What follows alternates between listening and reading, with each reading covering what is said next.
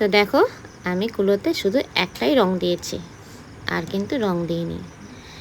তো ও বলেছে এর মধ্যে ধান লাগাতে, আর ডিজাইনও করতে পারো। তো ডিজাইন করব রং দিয়ে, তাই ভাবলাম থাক রং দিয়ে না, ফুল দিয়েই ডিজাইন করি।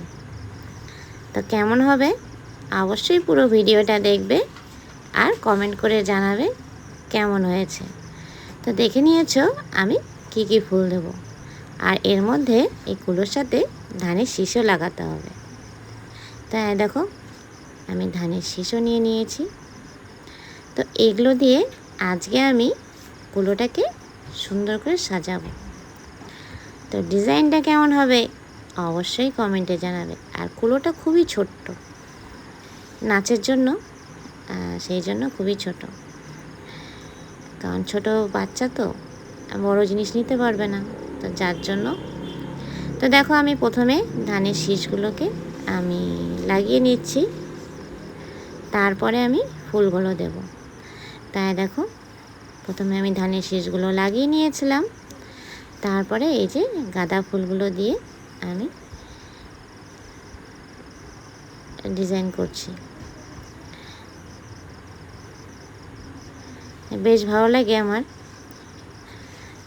এরকম কাজ করতে, একদিনের জন্য তো, ওই জন্য এর মধ্যে আর রং করলাম না, এমনি ফুল দিয়েই আমি ডিজাইনটা করে দিলাম।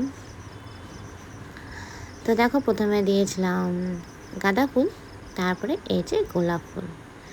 তো এই গোলাপ ফুলের পাপড়িগুলো দিয়ে আমি সাজিয়ে নিচ্ছি।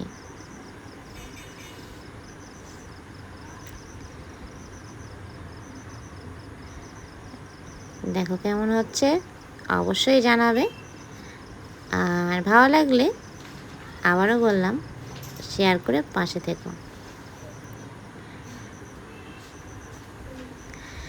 তো গোলাপের পাপড়িগুলো দিয়ে আমি এরকম করে ফুলের মতন করে নিচ্ছি।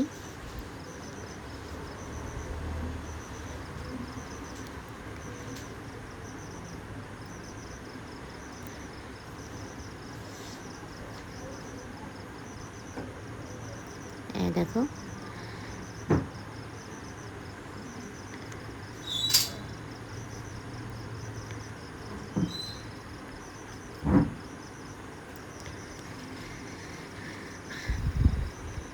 তো এরকম করে আমি ফুলগুলো দিচ্ছি।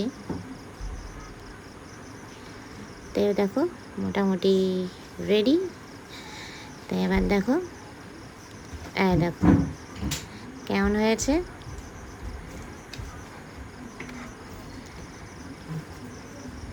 এরকম করে ধানের শীষগুলোকে দিতে হবে।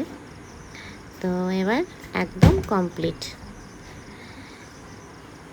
দেখা হবে অন্য ভিডিওতে। বাই।